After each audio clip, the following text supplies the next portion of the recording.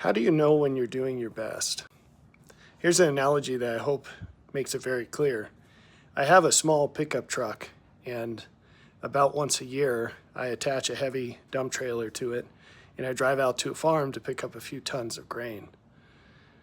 Now, my truck's capable of towing that amount, but not at the posted speed limit. Additionally, there are a few spots on the journey that are so windy that I have to slow down even more.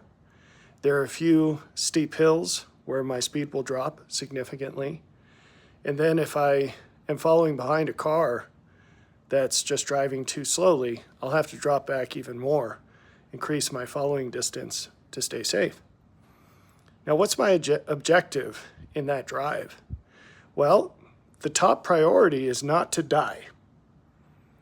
I'd rather not crash my truck, okay? And I don't want to hurt anyone else. There's no amount of grain that would be worth that. But I have a mission. I need to get the grain from the farmer to my house. And I'd like to do that as quickly as I can without killing myself or someone else. Now, in this situation, it's very easy to see whether or not I'm doing my best. I can tell if I've died or not.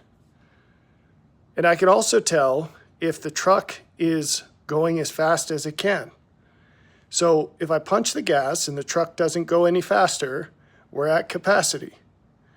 If the trailer starts to wobble a little bit, I'm going too fast, I need to slow down.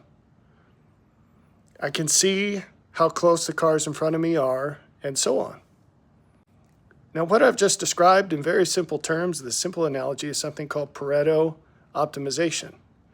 And it basically means to make things the best they can be is to make them as good as they can be without making something else that's more important less good. All of life is like this, and it turns out that when you're doing your best, you have absolutely no doubt about it, because it's really clear that there isn't anything you can change that wouldn't make something more important worse off. This is how we should live as Christians at all times and in all places, making everything as good as it can be, while recognizing that all things are connected and no one thing can be judged in isolation.